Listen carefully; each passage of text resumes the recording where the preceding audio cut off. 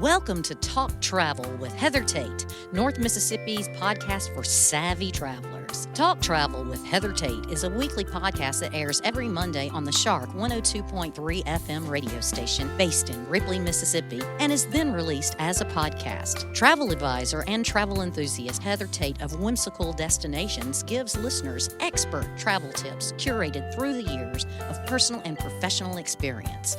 By clicking subscribe, you'll have a new travel tip to add to your collection delivered to your podcast library every Monday. Talk Travel with Heather Tate is brought to you by Sun Bear Studio.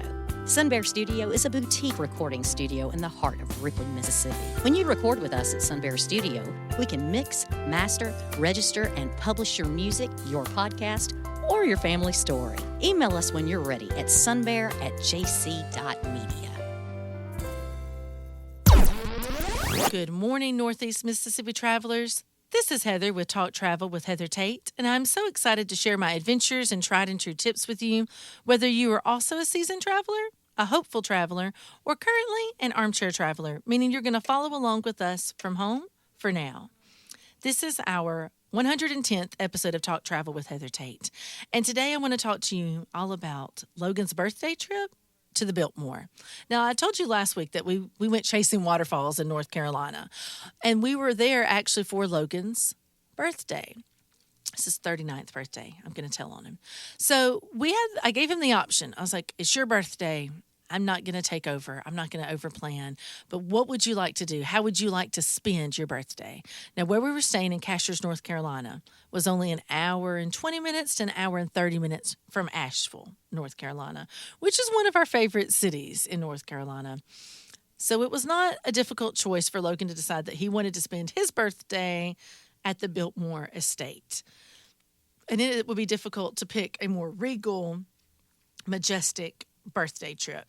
So it was an easy day trip for us, but whether you're wanting to go for a weekend or even longer, if you have not been to the Biltmore yet, I want to really encourage you to put that in your future travel plans.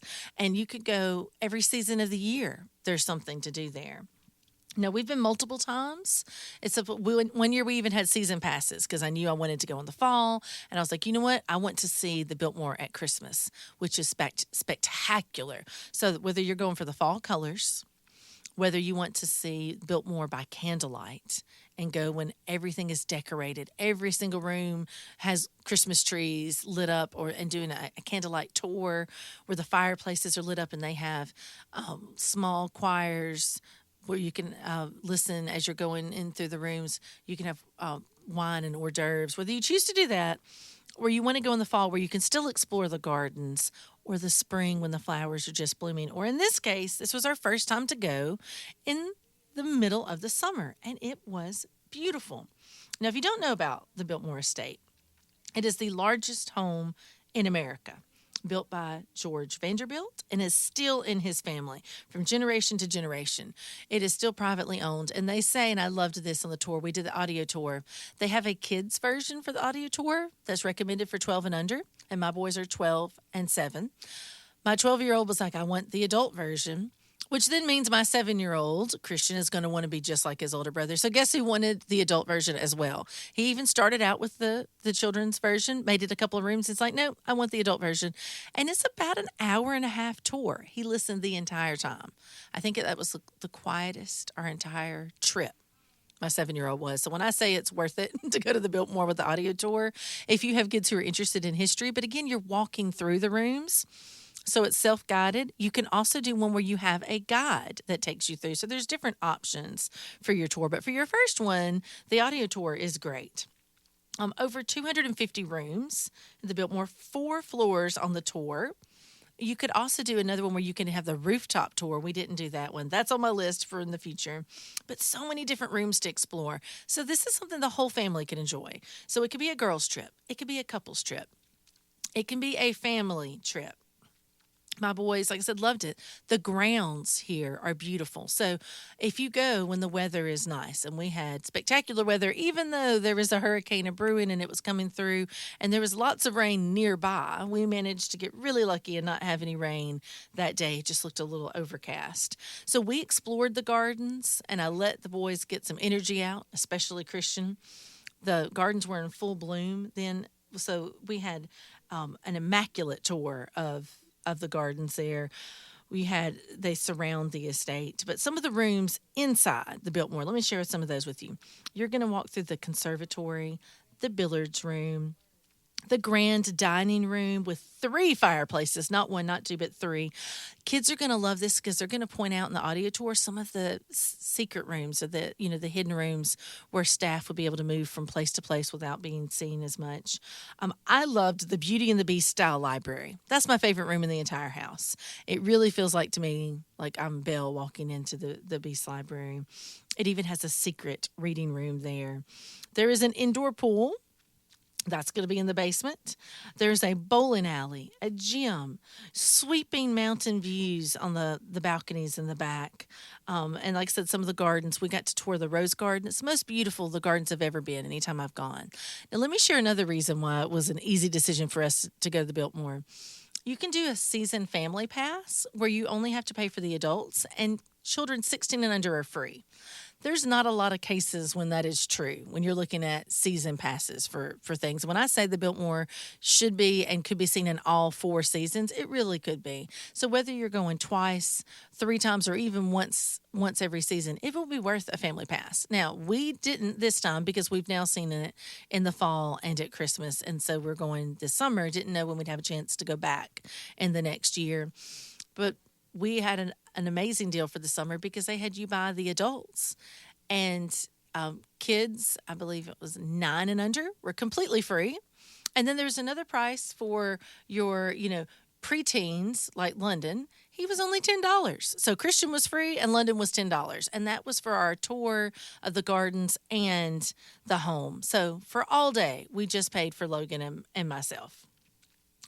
Part of the gardens, then, you're going to have an Italian gardens with koi ponds and lily pads. When I say that everywhere you look, it's great for taking pictures.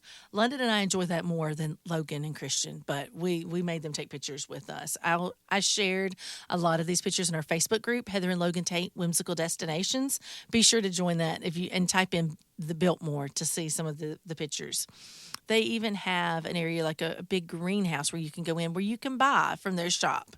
If you're like, oh, I love this, I'd like to see, can I buy plants? Can I buy, smaller metal structures or concrete statues, decor for my gardens? Yes, you can. So there's pathways where you can walk through. There's even paths through the woods. There's a little pond. They even have their own small waterfall and property that we went to the last time we went, but we didn't this time because we were going to spend more time in the gardens around the house since they were in full bloom. Can you eat there at the Biltmore? Well, while you can't have food and drinks inside the house, they do an amazing job in the courtyard area where they have coffee shops. They have a small cafe outdoors. So we dined al fresco. It was great. We had pimento and cheese with pita bread, some tomato basil soup. They had salads. They had some sandwiches, some lighter fare. Like I said, they also had coffee. They had, drinks and sodas, and it was fairly reasonably priced. Like, imagine way better quality than you would at a theme park, and better pricing too. A beautiful gift shop there where you can also do wine tasting, which I partaked in. Then they also had another restaurant inside, which is going to be where their stables, their carriage house restaurant, where you could have reservations, or there was a wait for that for sit down, where if you want like a fuller meal experience. Now, that's not all the options for restaurants there, because they have a whole nother section of the Biltmore. You're like, what do I do if I want to stay at the Biltmore? Well, I'm going to tell you. But that's all the time we have for this week on the radio portion of Talk Travel with Heather Tate. Be sure to tune in to the extended podcast to find out more.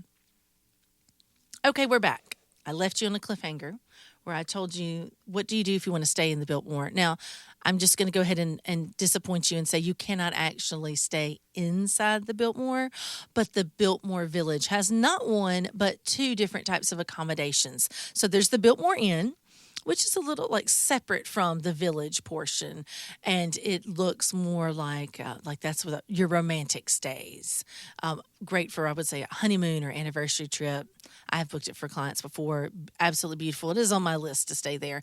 And if you do get season passes for the Biltmore, you get discounts for the accommodations, restaurants, gift shops. So another reason to get the season pass if you think you might go more than once. But there's also a hotel at the village. So the village is a couple of miles away from the Biltmore estate. You're not going to want to walk from the Biltmore house, the estate there, to the village, but you can drive. They also have shuttles. You can rent bikes. That's something I want to do when I go and stay. I'm going to want to rent bikes for the half a day because there are so many trails that you can take advantage of. So other things at the Biltmore Village: shops, the hotel, restaurants, another winery there, a creamery with delicious ice cream. We had banana pudding ice cream. It was so good. They have a playground there, so great for the kids. So if you do we did gardens and lunch. So let me see the order we did so I can tell you. We did lunch first, then we did the gardens. So we ate, then we went and walked it off a little bit. Then we did the estate tour, and then we ended with the village. It was a great afternoon. We spent maybe 5.5, 6 hours here. So like I said, you could spend a full day. You could even get a pass where you go back multiple days. If you wanted to do the gardens one day and the house another, you could do that. You could break it up that way. But if you were staying for a weekend, you could definitely, take advantage. There's a lot to do. At the village then, the boys then wanted, after having done the house tour, they wanted to play on a playground. There's also farm animals you can see. These were adorable. A mama pig and piglets, sheep and goats. So there's like a small little petting zoo area there. Chickens that are free range. They use a lot of what they grow on property for the animals to take care of them. I believe they grow wheat, an entire sunflower trail. And it's not just beautiful. They actually use the sunflowers and harvest their own sunflower oil. They also have their own honey at the Biltmore, and you can purchase the honey there. So they make a lot of things at the Biltmore. So they're not 100% self-sufficient, but it really subsidizes for their animals that live there for their food. And so, again, very educational. You're seeing the animals. You can do a wagon ride on the weekends. You can rent bikes every day. And so we also decided to walk the sunflower trail, and we took some beautiful pictures of the sunflowers. So it feels like, to me, one of the places in the U.S. that is most like Europe. And if you listen to several of my podcast episodes, you know I do love Europe. And so if you're like, I want the feel of Europe without being in Europe, the Biltmore is a wonderful place to go. George Vanderbilt, when he was getting ideas for the Biltmore, actually went on a 2-month-long tour and looked at a lot of the estates and manors throughout England and France with his architect. And he had a designer not only for the Biltmore itself, and you're going to learn all about the history, people who have lived there, who have worked there, who built it, who made it what it is today and continues to be an amazing place. When George Vanderbilt built the Biltmore, it felt like, in the middle of nowhere to them. Like he chose it. He actually was on a trip with his mother when he picked this location. And he was a bachelor then. And I joke that it's kind of like the first bachelor, and he made his own mansion and would bring guests and was married a few years later. So I could just imagine him giving some of his guests a rose. He didn't. I'm just saying that makes you feel like that. But he would bring guests in, for friends and family, extended friends that would come and stay not just a couple of days. They'd stay for weeks, sometimes months, and they would have dinner parties and enjoy the gardens and all the animals and the deer and everything that are part of the Biltmore. And it continues to be a place to go with friends and families, to just spend time together, to get away, and to have a little slice of Europe closer to home.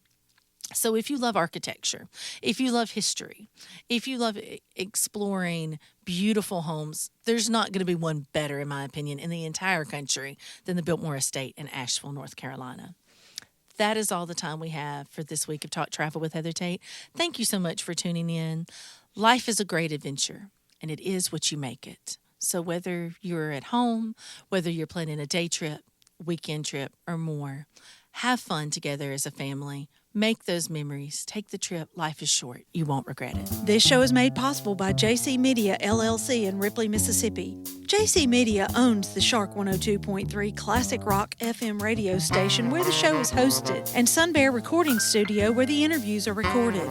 We need your feedback and support. If you listen to the podcast on a player like iTunes, Google Podcast, or Amazon Music, please subscribe to the show and leave us a review. We also have an email in which you can share your feedback. That email is theshark1023@gmail.com. Subscribe to our podcast on your favorite app or stream episodes online at shark1023.com/podcasts. Today's episode was produced by Melinda Marsalis. It was edited by Rick Williams and engineered by Chris Marsalis. The podcast technician is Joyce Grady.